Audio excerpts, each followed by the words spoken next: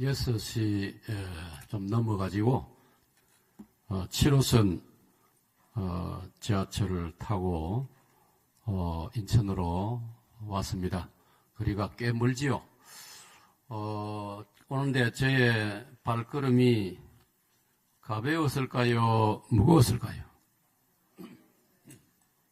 일부 때는 답을 잘하던데 제 발걸음이 아주 가벼웠습니다. 가벼운 이유는 여러분을 주 안에서 만나 볼 수 있다는 기쁨과 또 하나님 은혜로 또 제 평생에 좋은 친구로 맺어주신 원론 목사님, 천안 목사님 네 분을 만나게 된다는 기쁨, 또 저와 부산 사역동교회에서 14, 15년을 동역한 남 목사님이 담임 목회하고 있는 예일교회이기 때문에 마치 친정 어머니가 시집 보낸 딸 집에 오는 기분으로 할렐루야, 그런 심경을 여러분은 잘 모르실 거예요. 그래서 아주 가벼운 발걸음으로 즐겁게, 또 주일 아침이 되니까 지하철도 아주 제가 전세 낸 것처럼 한 객실에 저희 부부 말고 2명, 3명, 마지막에는 다른 사람은 1명뿐이더라고요. 그 넓은 객실에 즐겁게 왔습니다. 할렐루야. 조금 전에 기도하신 장로님 그런 기도를 하셨죠. 6월달은 무슨 달이라고요?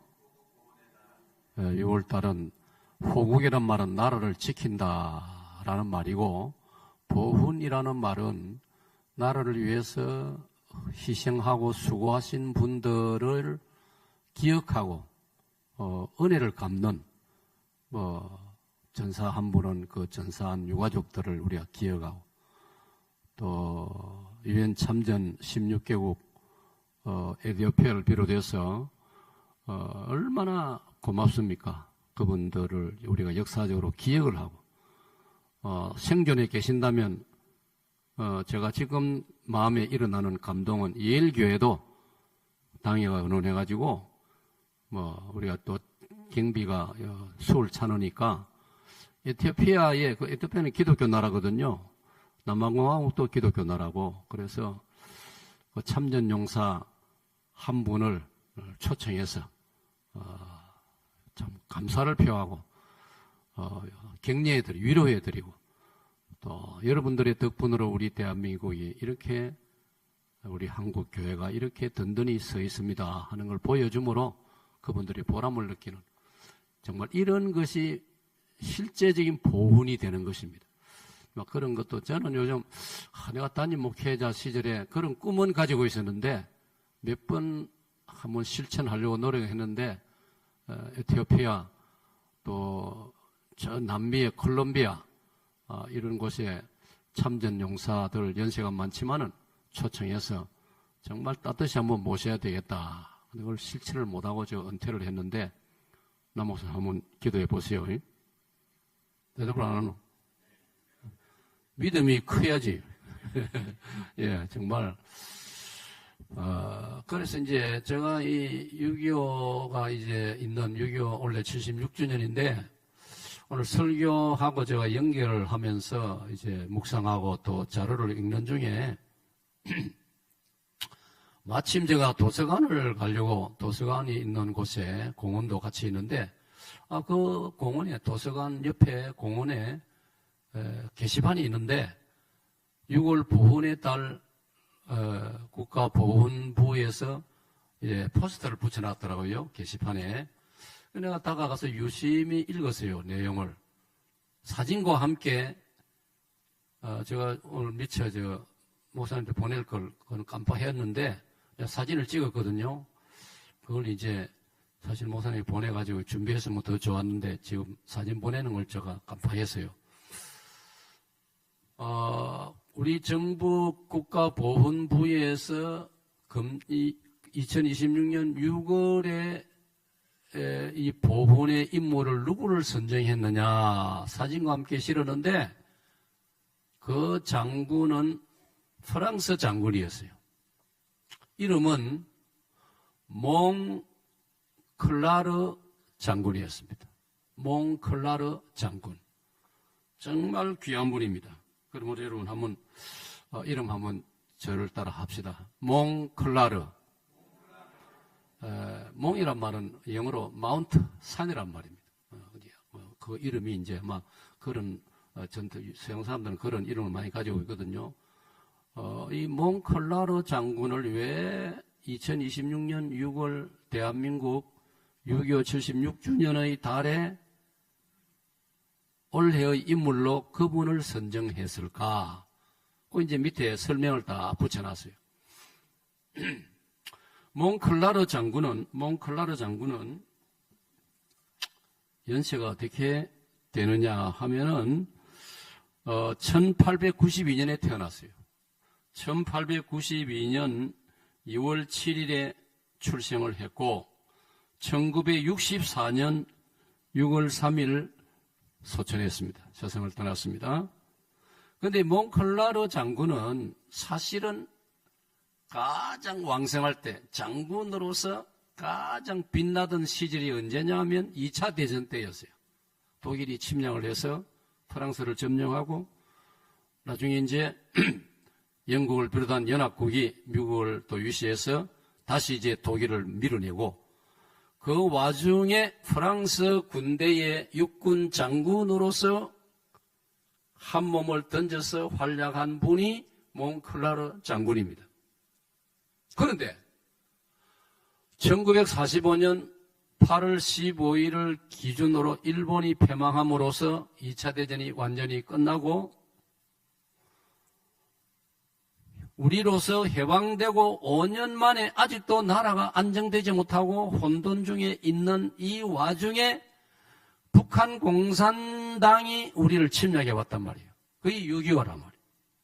이 소식이 요즘처럼 매스컴이 아직까지 열악하던 시대니까 며칠 지나고 나서 세계에 알려졌단 말이에요. 유엔에서도 이 문제를 이제 참 피곤하지 않습니까? 생각해 보세요. 2차 대전이라고 하는 제 생각에 근 16년을 2차 대전이요. 근 16년 끌었어요. 6년을 끌었죠. 1939년에 독일이 폴란드를 침공했으니까 6년 동안 전쟁하는 2차 대전 그걸 이제 감당하느라고 온 유럽이 다 국력을 쏟아붓고 지쳐있어요. 그게 5년 만에 회복이 됩니까? 전쟁 피로감에 지쳐있는데 또 코리아에서 전쟁이 터졌단 말이에요. 이 소식을 들은 기독교 나라들이 기독교 정신과 기독교 문명이 바탕을 이루는 유럽의 흔히 하는 말로 서유럽의 나라들, 영국, 프랑스, 스페인을 비롯해서 그리고 미국 얼마나 고민이 되겠습니까? 이 코리아를 도와줘야 되느냐 모른 척 해야 되느냐. 왜? 2차 대전에 전 국력을 다 쏟았는데 또 전쟁을 하러 간다는 건 그건 너무나 간단한 문제가 아니지 않습니까? 국민들, 그 군인들, 부모님들이 가만히 있겠습니까? 그런 상황인데 프랑스 정부도 우리가 어려웠을 때 연합국이 미국과 영국과 스페인을 비롯한 네덜란드와 기독교 나라들이 우리를 도와가지고 독일을 물리쳐서 전쟁이 끝났는데 코리아에도 공산주의가 침략을 했으니 우리가 못 본 척 할 수 없다. 아무리 2차 대전 끝나고 우리가 피로감에 젖어 있지만은 코리아를 구하러 도와주러 가야 되겠다. 유럽의 나라들이 여기저기서 결정을 하고 나섰습니다. 프랑스도 나섰습니다. 그 소식을 들은 퇴역 장군 이미 이제 전역을 했어요. 2차 대전 끝났고 나이도 들었고 그 중에 한 분이 몽클라르 장군이란 말이에요. 그래서 제가 이 이름을 여러분이 기억 한번 하시라. 몽클라르 장군이 가슴에 불이 붙었습니다. 연세는 많고 장군으로 퇴역을 했지만은 전역을 했지만은 저 악한 공산주의를 용납할 수 없다. 저 코리아가 말이지 이제 해방돼가 일제로부터 해방돼가지고 살아보려고 하는데 이 코리아를 북한 공산주의가 침략을 하다니 다시 군인 정신이 살아나가지고 프랑스 파견 군대에 이 클라르 장군이 자원 지원을 했어요.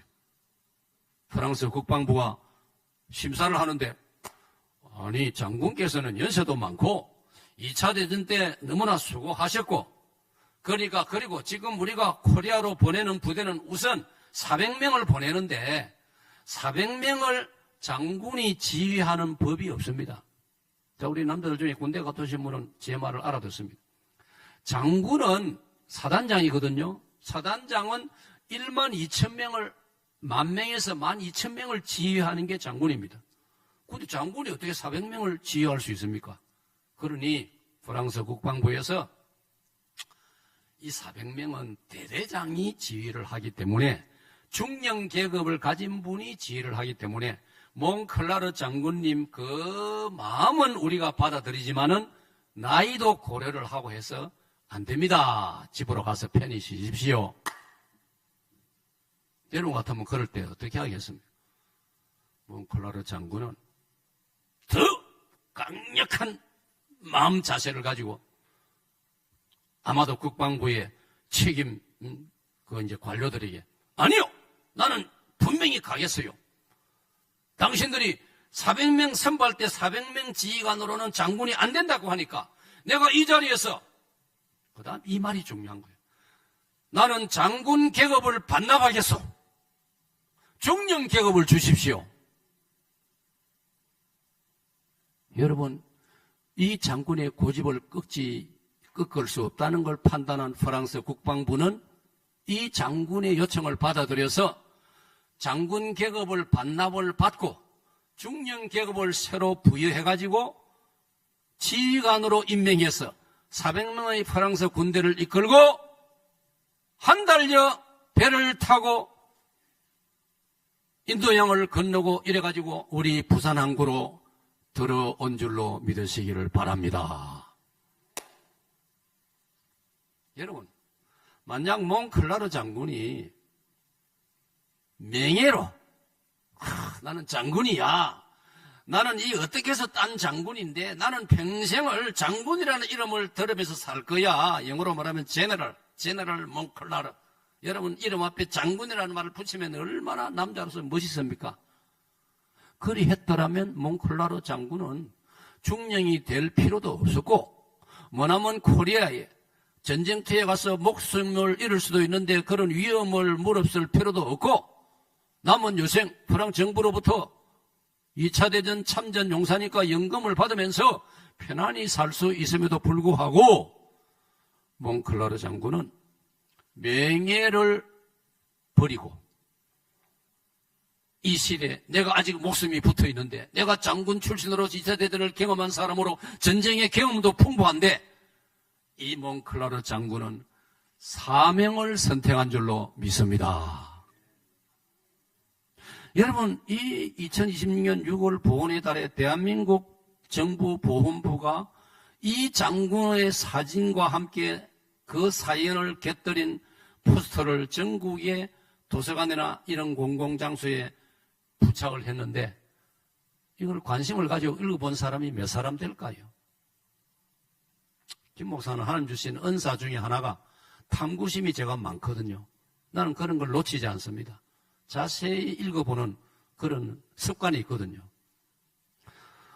하나님께서 예일교회에 오늘 이 딤전 1장 12절로 15절의 말씀을 주시면서 설교자인 이 김 목사를 통하여 76년 전 우리 대한민국이 정말 누란의 위기에 감당할 수 없는 혼란의 위기에 처했을 때 프랑스의 몽클라르 장군이 스스로 중령 계급으로 떨어져 가지고 400명 군대를 이끌고 우리를 도우러 왔다는 이 사실을, 역사적인 사실을 여러분이 들으면서 오늘 내가 기독교 신자로서 하나님 앞에 예일교회 성도로서 예일교회 목회자요, 담임 목사요, 부목사요, 장로요, 권사, 집사로, 주일학 교사로, 찬양대원으로, 구역장으로 내가 오늘 과연 내가 어떤 자세로 임하고 있느냐? 우리에게 많은 생각을 하게 해주는 그런 동기부여를 제가 여러분에게 드리고 있는 것입니다. 자, 한번 제가 여러분 질문하겠습니다. 그렇다면 직분은 명예일까요? 사명일까요? 한 번도 빠짐없이 둘 중에 하나 대답하세요. 직분은 명예일까요? 사명일까요? 명예입니다 하는 사람 여기 한 번도 없어요. 왜? 너무나 상식이니까. 너무나 당연한 이야기니까. 그런데 현실이 어떠느냐 말이에요. 과연 오늘 여러분이, 예일교회의 모든 직분자 여러분이, 예일교회 모든 성도 여러분이 내가 정말 하나님 앞에서, 오늘 이 말씀 앞에서 나는 명예를 추구하고 살고 있느냐, 사명을 위해서 내가 살고 있느냐, 스스로의 양심에 질문을 한번 해보십시오.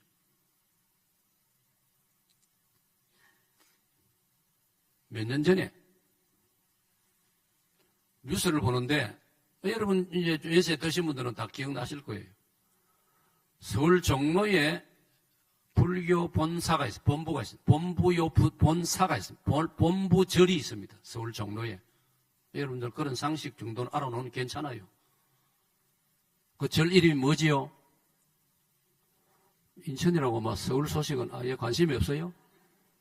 조계사. 이름 들어보셨죠? 큰 기아집으로 되어 있는 절간입니다. 대한불교 조계종 본부입니다. 조계사 마당에서 아주 살벌한 격투기가 벌어졌어요. 그 출전한 선수들은 전부 성녀들입니다. 선수를 하니까 여러분 진짜 시합인 줄 알지만 싸움이 벌어졌단 말이에요. 왜? 불교의 주도권, 권력을 누가 잡느냐, 어느 편이 잡느냐, 싸움이 벌어진 거예요. 이야, 저는 그런 뉴스 당연히 또 뭐 이 종교 이야기니까 관심을 가지고 뉴스를 보니까요. 나는 거기에 상대를 나는 끼지도 못하겠더라고요. 그 성녀들 우통을 벗고 격투를 하는데 단체 싸움을 하는데 근육이 막 우락부락 막 완전히 복싱 선수, 레슬링 선수 그런 체격들을 가지고 중국의 무술로 유명한 소림사에 갔다 왔나 얼마나 싸움을 잘하는지 거기 그 유명한 불교 종단 주도권 싸움이었어요. 그게 말이 안 되지 않습니까?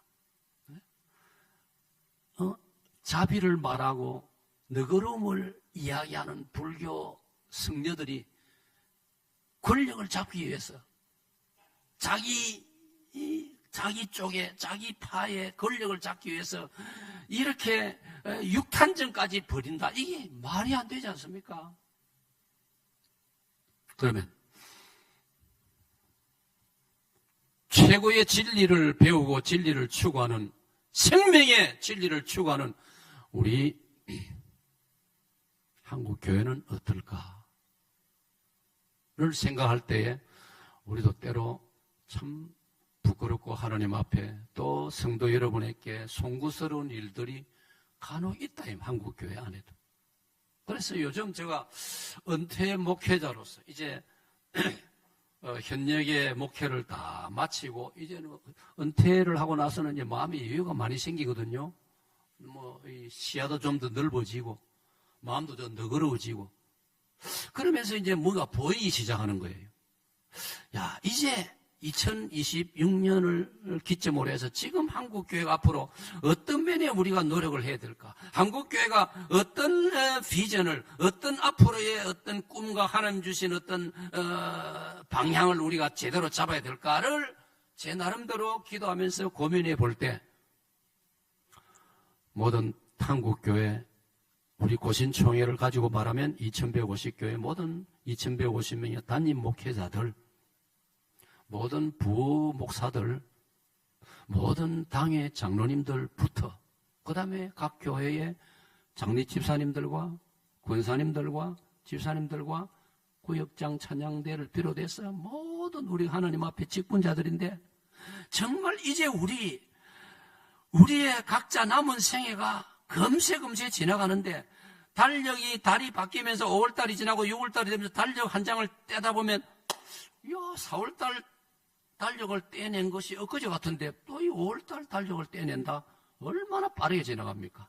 우리가 남은 이 빠르게 지나가는 나의 남은 생애를 정말 우리 그 시시한 맹의에 집착하지 말고 사명을 바라보고 살아야 할 줄로 믿습니다. 그리 살아라고, 그렇게 사는 것이 기독교 신자답다라고 예수님이 보여주시지 않습니까? 여러분, 성경은 우리에게 예수님을 믿으라고도 했지만은 당연히 예수님을 믿어야지. 주 예수를 믿으라. 그러면 너와 내 집이 구원을 받으리라. 누구든지 예수를 믿는 자에게는 하나님의 자녀가 되는 권세를 주셨느니라. 이는 저를 믿는 자마다 멸망치 않고 영생을 얻게 하려 하심이니라. 이 성경을 기록하면 예수 그리스도께서 하나님의 아들이신 것과 또 그의 이름을 힘입어 믿음으로 영생을 얻게 하려 함이니라. 이게 요한복음 20장 31절의 말씀이라. 우리는 당연히 받읍시다. 예수님을 믿습니다.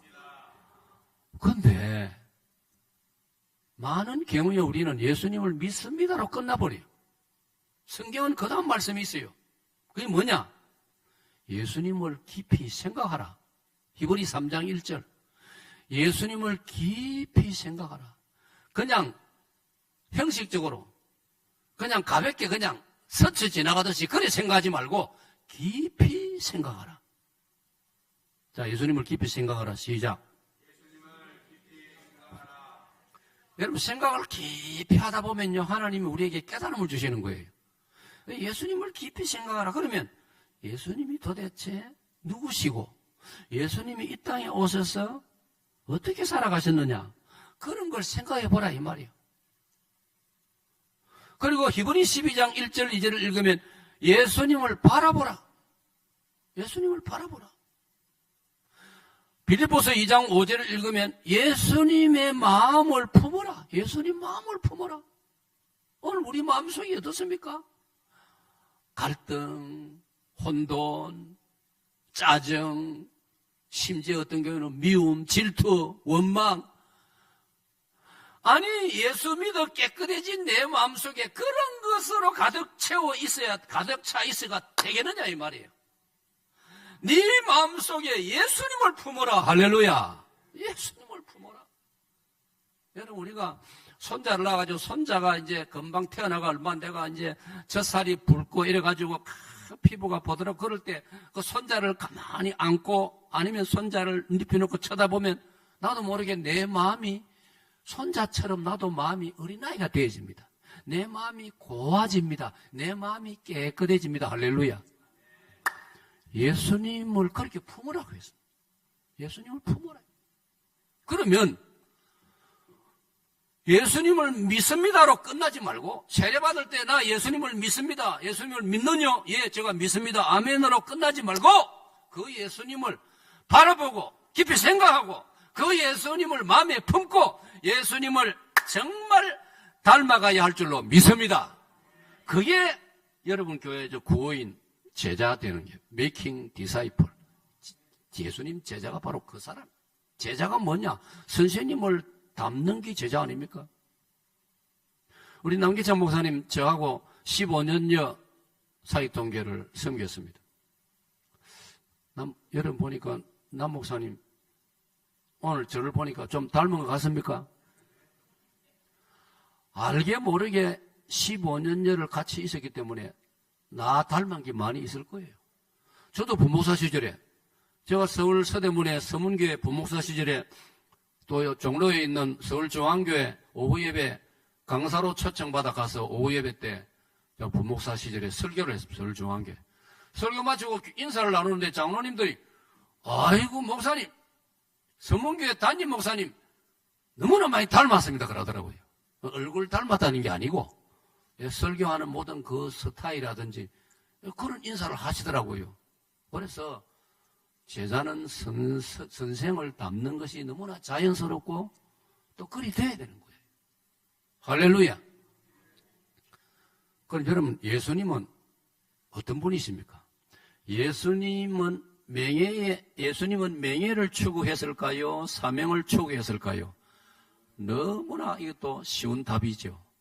오늘 예수님이 예수님은 명예가 아니고 사명을 추구했다는 증거를 제가 몇 가지 말씀드려 보겠습니다.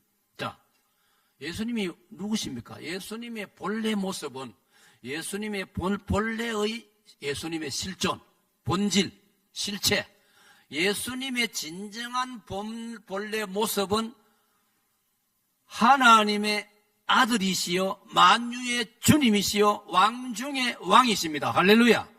우리 예수님 그런 분 아닙니까? 저는 중학생 때 선생님들이 전교생을 동원해가지고 극장에 수업을 중단하고 단체 관람을 시키더라고요. 1960년대 이야기입니다. 그때는 뭐 텔레비전도 없고 할 때니까. 맹화가 들어오면 학생들의 교육이 되라고 단체 영화 관람을 시켰어요. 중학생 때 그때 본 영화 중에 하나가 가슴에 남는 게 벤허가 있고 왕중왕이 있었어요. 자, 왕중왕 영화를 보신 추억이 있는 분, 손 한번 들어보세요. 나만 봤나? 참 이상하네. 역시 제가 훌륭한 중학교를 다녔습니다. 선생님들이 그런 좋은 기회를 주었으니 우리가 뭐 시골에서 영화 볼 기회가 어디 있습니까? 근데 단체 딱 줄 서 가가지고 왕중왕 그다음에 그 밑에 영어로 되어 있더라고요. king 단수 명사입니다. king of 그다음 뭘까요? kings에서 붙여가지고 복수형. 예수님은 왕들 중에 왕이시다. 그게 영화 왕중왕이에요. 그걸 중학생 때 봤단 말이에요. 그러니까 주일학교 다니면서도 중등부 SFC 하면서 이야 우리 예수님은 세상 사람들에게도 왕 중에 왕이시라는 영화가 만들어져가 세상 사람들도 보고 있구나. 그거에 대해서 아무도 이의를 안 달아요. 누가 나서가지고 길거리 나서가 저 영화 저거 틀렸다. 예수라는 분이 무슨 우리 왕 중에 왕이냐. 그렇게 반대 데모하는 사람 한 사람은 없더라고요. 그냥 또 받아들이거나 또 어떤 사람은 별로 관심이 없으니까. 하여튼 우리 예수님은 만왕의 왕이시요. 왕 중에 왕이시요. 만주의 주시요. 이걸 성경은 어떻게 말하고 있느냐? 여러분 보세요. 빌립보서 2장 6절에 그는 예수 그리스도 그는 근본 하나님의 본체시나 하나님과 동등됨을 취할 것으로 여기지 아니하시고 예수님이 누구십니까? 하나님의 본체가 되시고 하나님과 동등되시는 성부 하나님과 동등이 되시는 성자 예수님이신 줄로 믿습니다. 그 예수님이 그 명예를 버리시고 사명을 위하여 사명이 무엇입니까? 인류의 제 문제를 해결하고 제 문제가 해결되어야 죽음 문제가 해결되고 제 문제가 해결되어야 지옥 문제가 해결되기 때문에 예수님이 그 사명을 위하여 이 땅을 찾아오신 줄로 믿으십니까? 믿습니까? 여러분 아멘 하셔야 여러분이 그 주님의 은혜에 참여하게 된다 이 말이에요. 이 오늘 본문 중에 마지막 절 15절의 말씀이에요. 믿보다 모든 사람이 받을 만한 이 말이요. 그리스도 예수께서 죄인을 구원하시려고 그 다음 뭐지요? 세상에 오셨도다. 자, 다 같이 한번 더 읽습니다. 시작.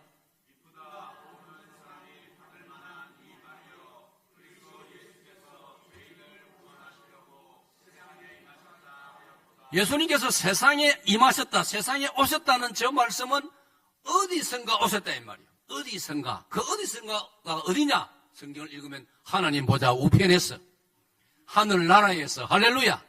천군 천사들이 찬양하는 하늘의 영광스러운 보좌에 계시던 예수님이 저와 여러분을 죄 용서 문제, 죽음 문제 해결해 주시려고 사명을 가지고 이 땅을 찾아오신 분이 우리 주 예수 그리스도이신 줄로 믿습니까?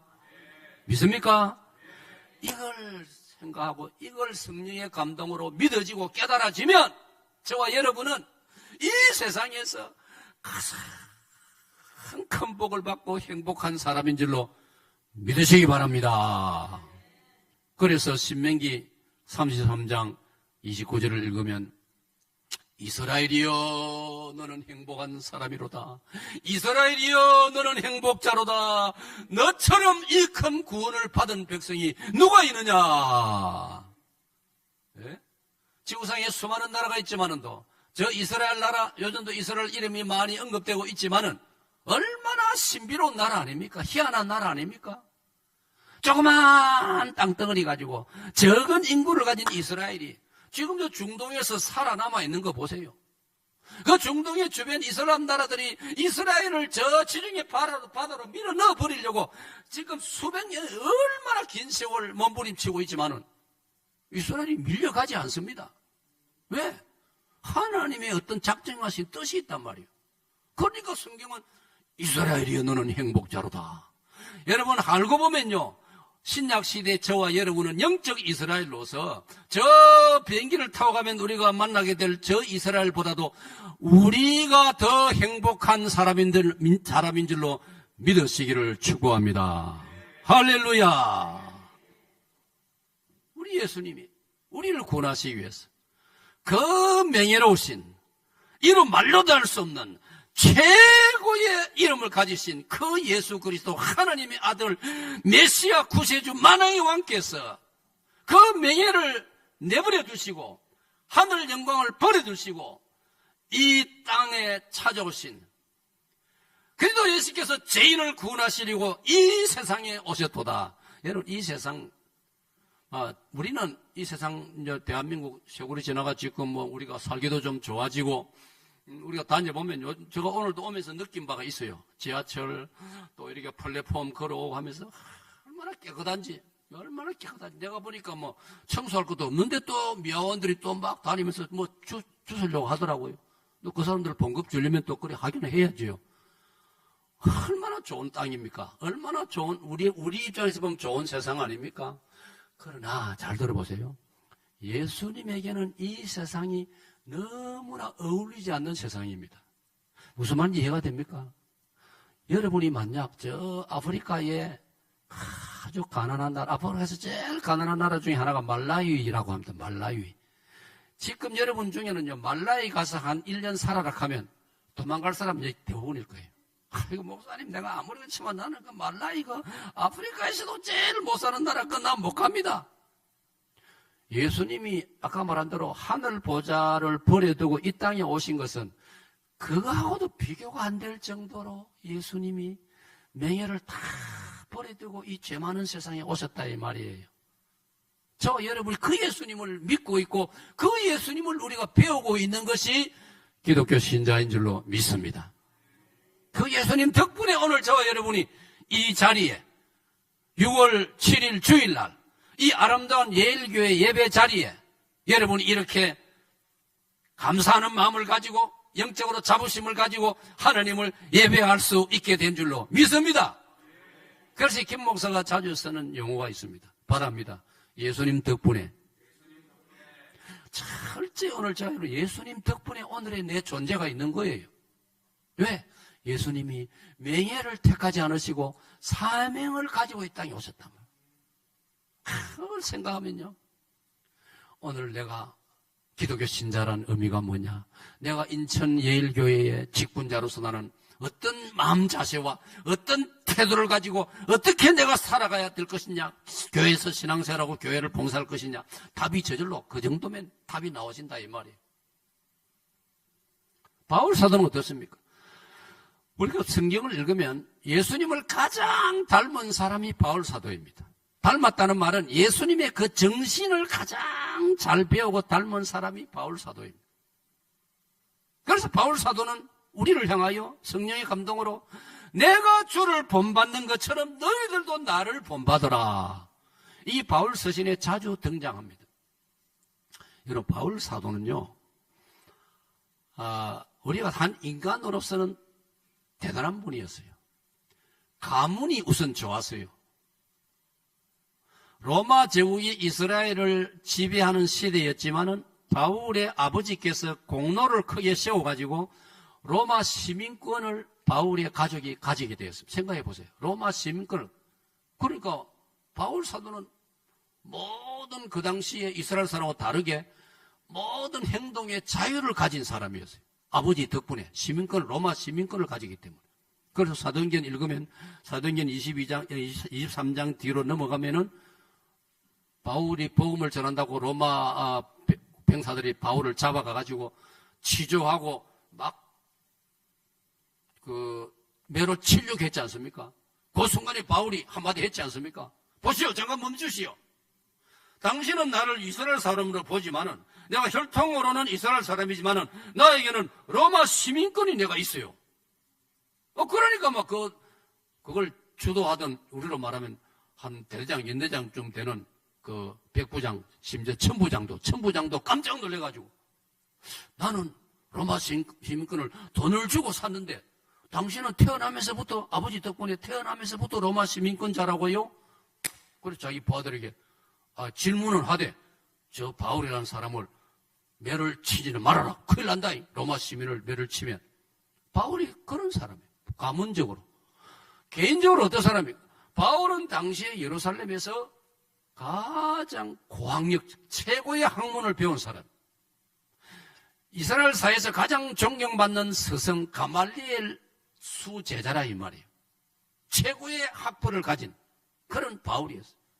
그러니까 혈통 좋지요, 학벌 좋지요. 그러니까 이스라엘의 어른들이 우리 다음 시대 우리 이스라엘을 정신적으로 이끌 지도자가 저 청년이다.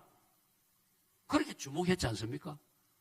그런 바울이 예수님이 찾아오셔서 사도행전 9장에 다마스커스에 숨어있는 기독교 신자를 잡으러 가다가 예수님을 만났지 않습니까? 그래서 기독교 신자가 되고 베드로와 그의 예수님 제자들 사도들이 요즘 말로 말하면 대화를 나누고 또 면접을 하고 이래가지고 이 바울은 우리와 같이 사도가 되기에 전혀 부족함이 없다. 그래가지고 바울이 사도가 된 거예요. 할렐루야. 그런 아주 갖출 걸 다 갖춘 바울이지만은 그가 그런 명예를 다 버리고 예수님 만나고 나서 예수님의 제자가 되고 복음의 전도자가 되고 요즘 말로 말하면 목회자가 되어가지고 어떤 정신으로 목회를 했습니까? 고린도전서를 읽으면 나는 바보 취급을 당하고 매를 얻어맞고 나는 천대를 받고 나는 사람들 중에 미말에 처하는 끄트머리에 처하는 어떤 고난도 내가 무수히 감당을 했다 하고 있다 지금도. 그러나 나는 괜찮다. 왜? 나는 명예를 위해서가 아니고 사명을 위해서 사는 사람이기 때문이다. 할렐루야. 우리가 주일학 때부터 늘 예수님은 놔두고라도 우리가 늘 듣는 이야기가 바울 사도. 예수님 아마 제외해놓고 나면 우리가 바울 사도만큼 이름을 많이 바울 한 다른 이름 별로 없을 거예요. 근데 그 바울이 그런 사람이라. 말합시다. 명예를 버리고 명예를 제쳐두고 사명을 택했다. 그게 바울 사도란 말이에요. 그 사명을 위해서라면 바울은 어떤 정신을 가졌느냐? 사도행전 20장 24절 나의 달려갈 길과 그 다음 보세요. 주 예수께 받은 사명, 그 사명 나오지 않습니까? 주 예수께 받은 사명, 곧 하나님의 은혜의 복음 증거하는 일을 마치려 하면은 나의 생명을 어떻게 한다고요? 조금도 귀한 것으로 여기지 아니하노라. 사명이라면 죽음도 불사하겠다. 그뿐인 줄 아세요? 고린도후서 12장 15절을 읽으면 바울 사도가 고린도 교회를 바라보면서 쓴 편지입니다. 성령의 감동으로. 그 후서 12장 15절은 이렇게 되어 있습니다. 내가 너희 고린도 교회 성도들의 영혼이 잘 되도록 하기 위해서 내 몸을 허비하고, 보세요. 내 몸을 허비하고 목회를 위해서, 교회를 위해서. 여러분의 원로 목사님 네 분이 젊은 시절에 예일교회를 맡아가지고 예일교회를 위해서 예를 들어서 그런 정신. 바울 사도가 그래. 내가 너희 고린도 교회 성도들이 영혼이 잘 되도록 하기 위해서는 내가 내 몸을 아끼지 않고 허비하였다. 허비. 그 단어가 허비라는 단어를 한번 받아봅니다. 허비. 허비라는 말은요, 몸살이거나 계산하거나 그리 안 하고 계산할 줄도 모르는 것처럼 그냥 몸을 마구 썼다 이 말이에요. 교회를 위해서라면 내 몸을 마구 써버리는 거예요. 내 몸을 허비하고 그 다음에 내 재물까지도 허비하노라.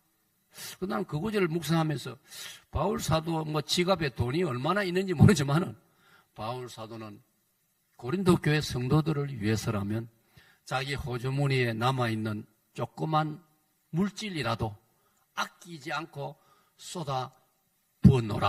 할렐루야.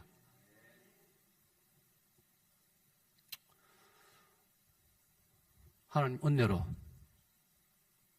우리 천 목사님처럼 이 김 목사도 하나님 은혜로 교회를 섬겨오면서 목회자로서 왜 내가 목회자가 되었느냐. 여러분 이해하기 쉽도록 제가 하는 말이에요. 저희 부모님과 저희 형님들은 저를 전부 의사 만들려고 했습니다. 의사 만들려고 했다는 게 공부를 좀 잘했다는 뜻 아닙니까? 근데 저는 중학생 때 SFC 동기수양회를 계속 참석하면서 불을 받았어요. 제 눈에 목사님이 제일 좋아 보였어요. 목사님이 제일 좋아 보여요. 딴이 눈에 안 들어와요. 슈바이처 박사 전기를 읽을 때는 의사가 될 마음도 있었는데 그 다음에 목사님이 제일 좋아 보였어요. 그래서 흔들림 없이 이 길을 달려왔고 목회 현장에 나와가지고 정말 부족하지만은 맹의에 사는 사람이 아니고 사명을 위해 살자. 주님 피 흘려 세우신 교회를 위해서 살자. 그런 정신으로 달려올 수 있었. 하나님의 놀라운 은혜인 줄로 믿습니다. 그런 저보다 또 앞에 선배를 비롯해서 한상동 주기철 소녀 목사님 비롯해서 이런 분들이 계시기 때문에 오늘 우리 한국교회가 이 정도의 그래도 존재감을 우리가 지키고 있고 누리고 있는 것입니다. 할렐루야. 마지막으로 여러분에게 실감나도록 한 분을 소개하고 마치겠습니다. 전라북도 김제군이 있습니다. 전라북도 김제군 이름 들어보셨죠? 잘 몰라요? 나는 김해 사람인데도 잘 아는데요, 김제를. 전북 김제는 아주 곡창지대입니다. 장로님 맞죠? 김제평야라고 부릅니다. 저희들은 김해평야라고 부르는데 제가 보니까 우리 김해평야는 사실 별로 넓지 않아요. 경상도 쪽은 산이 너무 많거든요. 근데 김제평야 쪽에 가보니까 정말 이 산이 안 보이고 전부 논밭이 저 멀리까지. 거기 백골제라는 큰 저수지도 있고, 큰 그 넓은 그 김제군에 한 면이 있는데 면의 이름이 뭐냐? 금산면입니다. 전북 김제군 금산면. 금산면 사무소 있는, 그러니까 그 면에서는 큰 마을이죠. 그 마을 금산면 금산리에 금산교회가 있습니다. 아주 역사가 깁니다. 일찍이 복음이 전파되었습니다. 그 금산면 사무소 마을에서도 그렇고 그 교회 안에서도 비교적 부자이신 집사님 한 분 살았어요. 그 집사님 성함이 조십니다. 조집사님. 이름은 큰 덕자의 석삼자 조덕삼 집사님. 어느 날 저녁에 1920년대입니다. 벌써 100년 전 이야기입니다. 어느 날 저녁에 대문에서 누가 부잣집이니까 대문이 있습니다. 주인장 계십니까? 주인 어른 계십니까?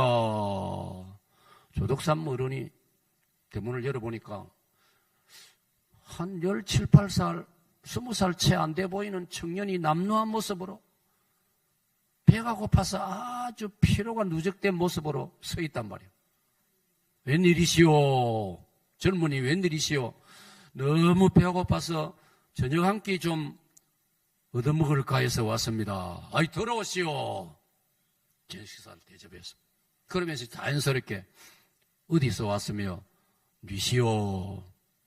어르신 저는 경남 남해 사람인데 남해를 출발해가지고 먹고 살 길이 없어가지고 어디 내가 일할 곳이 없는가 하면서 오다 보니 여기까지 왔습니다. 어떻게 그렇게 여기까지 이 먼 곳까지 오게 됐느냐. 그것도 참 알고 보면 하나님의 놀라운 섭리지요. 그래 오시오. 그 사정을 들어보니까 일거리를 찾아왔다고 하니까 이 조덕삼 어른 집에 논밭도 많고 하니까. 그럼 막 우리 집에서 같이 일하면서 지냅시다. 그래가지고 그 집에서 모성으로 일하게 된 거예요. 근데 조덕삼 어른은 아주 신앙이 좋은 어른이니까 당연히 자연스럽게 주인 어른을 따라서 주일날 금산교회로 출석을 하게 된 거예요. 옛날에는 다른 우리가 관심 쓸 게 없으니까 사람 한 사람이 들어오면 거기에 관심을 둡니다. 지금처럼 텔레비전 보고 어디 놀러 다니고 바쁘지. 옛날에는 안 바쁘니까 농사 짓고 밤 되면 그냥 잠자고. 그러니까 교회에서도 다른 신경 쓸 게 없으니까 낯선 사람이 그것도 저 경상도 쪽에서 왔다 청년이 하나 왔단 말이에요. 그래서 전부 다 관심을 갖고 지켜보는 거예요. 저 사람이 어떤 사람일까? 시간이 흐르면서 지켜보니까 정말 젊은이지만 가난한 먹고 살 길에서 왔지만은도 보통 인품이 아니란 말이에요. 지켜보니까 교인들이 야 정말 보배로운 젊은이가 하나 왔구나. 이야 보통 젊은이가 아니구나.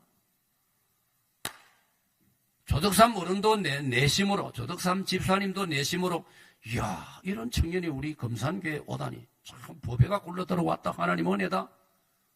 세월이 한 10년 지났습니다. 금산교회가 장로를 선정하는데 여러분 보세요. 조덕삼 집사님은 떨어지고 이 청년이 장로로 선택됐습니다. 이럴 때는 할렐루야 해야 되나 어째야 되나? 교인들도 깜짝 놀란 거예요. 전부 다 놀란 거예요. 자기는 자기 혼자 찍는다고 찍었는데 결과는 그리 되었다. 그래서 교인들이 아무도 기뻐하는 교인들이 안절부절 어떻게 해야 되나? 우리 조덕삼 집사 시험 들면 어떻게 하나? 아니 세상에 무엇이 장로로 당선되고 주인은 떨어지고 이런 일이 있을 수 있나? 사람들이 속으로 큰일 났다. 저 조덕삼 집사님 시험 들어가지고 교회 안 나오면 어떻게 하나? 교회에서 제일 부자고 제일 영향력을 끼치는 분인데 분위기를 조덕삼 집사님이 파악을 우리 교인들이 지금 대단히 불편해하구나. 나 때문에 내 눈치 보고 일하구나. 조덕삼 집사님이 목사님 죄송하지만 제가 한 말씀 드릴 게 있습니다. 그래 넣어가지고 앞에 서가지고 성도들을 쳐다보고 성도 여러분 저 때문에 불편해 하시는데 전혀 그러지 마세요.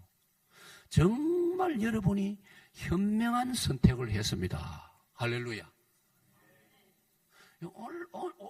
우리 한국교회마다 이래 돼야 됩니다. 이래 돼야 됩니다. 아니 교인들이 날 몰라줘. 저 청년은 말이지 어디서 굴러들어온 돌인데 저 청년은 우리 집 모습이고 내가 주인인데 내가 그동안 교회를 위해서 얼마나 수고했는데 세상에 우리 교인들이 이럴 수 있나? 10명 중 9명은 아마 시험 들어가지고 교회를 안 나오거나 떠날 거예요. 다른 데로 갈 거예요. 보통 그렇지 않습니까? 우리 이걸 극복해야 됩니다. 이걸 극복해야 진정한 수준 높은 그리스도인이고 이게 정말 그리스도의 향기이고 세상의 빛이 될 수 있는 거예요. 할렐루야.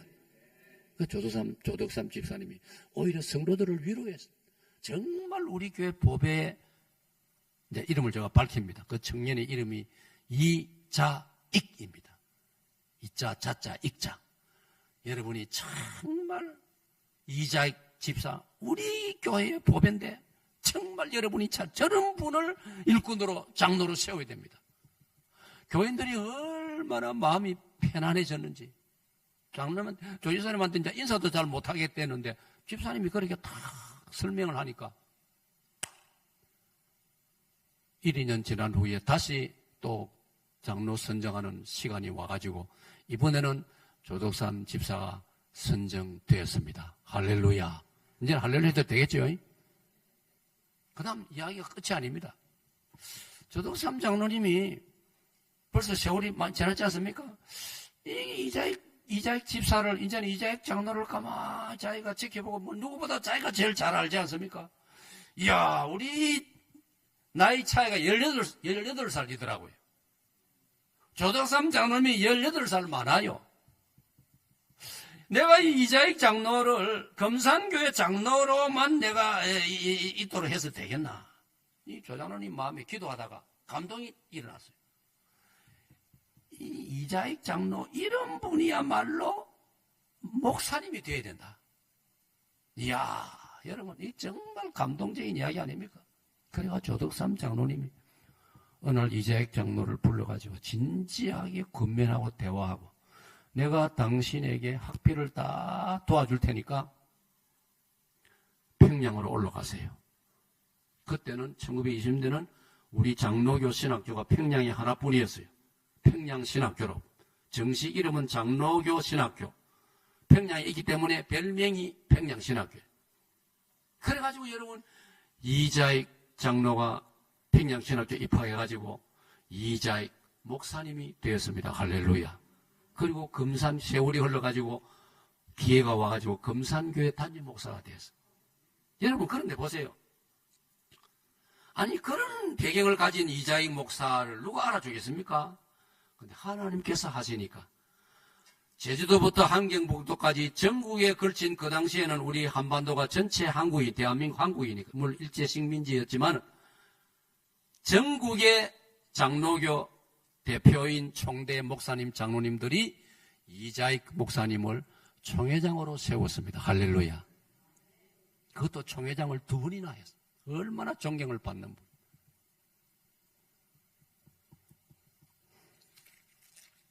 말씀을 이렇게 맺겠습니다. 자, 결론을 한번 들어보십시오. 제가 결론을 이렇게 정리했습니다. 오늘 저와 여러분은 대한민국 사람으로서, 대한민국 사람이란 말은 아까 기도할 때 장로님이 그런 언급을 했습니다. 요즘 우리 사회가 갈등이 심하지 않습니까? 참 심각한 문제입니다. 저는 아까 언급을 해드린 대로 앞으로 한국교회의 어떤 중요한 이슈, 우리의 한국교회 과제가 이 정신입니다. 예수님의 정신. 천국 하늘 영광을 버려두고 이 땅에 오셔서 사람을 살려내신 이 정신을 한국교회가 다시 회복을 해야 되는데 이거는 우리 사회도 마찬가지다. 대통령으로부터 장관이나 국회의원이나 이번에 선거를 했습니다. 예를 들면 여러분 여기 사는 인천에 인천시장이나 뭐 누구나 그들이 명예를 내심으로 추구하는 이상 명예가 좋아서 출마했고 명예가 좋아서 열심히 운동해가지고 당선된 사람들이 내가 볼 때는 많습니다. 그래가지고는 희망이 없는 것입니다. 대통령도 국회의원도 장관도 도지사도 누구도 대한민국이라는 오늘 2026년 위기가 보이는 이 시대 북한이 핵무기를 가지고 있고 중국 시진핑이가 대만을 지금 먹으려고 하고 있고 러시아 푸틴이 우크라이나를 세계에서 제일 넓은 땅을 가지고 있으면서도 또 우크라이나를 공격하고 이런 어려운 시대에 정말 대한민국을 살려내는 사명을 가지고 대통령 노릇하고 국회의원 장관 노릇하고 이래야 이 땅에 희망이 있지. 안 그러면 정말 나라가 염려스럽다 이 말이에요. 그러면 우리는 기독 신자로서 우리도 마찬가지란 말이에요. 오늘 저와 여러분이 정말 예수님의 그 정신으로 바울 사도의 그 정신으로 앞에서 제가 설명했던 몽클라르 장군의 그런 정신으로 그분이 계급이 중장이더라고요. 별 3개. 중장, 우리 여성들은 별 3개 해도 뭐 예사로 생각하지요. 우리 남자들은요, 별 3개 하면 무조건 그 앞에 우리 엎드립니다. 정말 그분 훌륭한 사람, 별 3개 되기까지요. 대단한 거예요. 그 별 3개를 자진 반납하고 중령계급으로 내려온 몽클라르 장군의 그 정신을 오늘 한국교회 우리 고신의 목사님들이 그 정신을 가진다면, 장로님들이 그 정신을 가진다면, 전북 김제 금산교회 조덕삼 장로님의 그 정신을 가진다면 하나님께서 보시고 한국을 지켜주실 줄로 믿습니다. 제가 성경을 보니까 이사야, 에스겔을 읽어보니까 하나님은 한 사람을 찾고 계세요. 예루살렘 거리를 등불을 들고 다녀봐라. 내 마음에 드는 한 사람을 찾아봐라. 그 한 사람만 있으면 내가 예루살렘을 내가 지켜주리라. 그 말은 바꿔 말하면 한 사람도 찾기가 어렵다 뜻이에요. 오늘 예일교회가 우리 홍자는 비롯해서 성도 여러분들이 그 한 사람이 되시기를 축복합니다. 기도합시다. 하나님 감사합니다. 오늘 아름다운 예일교회 함께 예배드리고 오늘 이 종이 딤전 1장 12절로 15절의 말씀으로 우리 예수님이 이 땅에 우리를 살리려 하늘 영광 버려두시고 죄인들을 구원하시려 사람이 되어 이 지구를 찾아주셨다는 이 사실을 가지고 오늘 저와 여러분, 우리들도 예수님 믿어서 너무나 우리는 과분한데 또 우리에게 소중한 직분까지 주셨는데 정말 주여 저희들의 가슴 속에 명예가 아니고 사명을 위해서 살아가는 아름다운 예일 공동체가 되도록 은혜를 더하여 주시옵소서. 예수님 이름으로 기도하옵나이다. 아멘.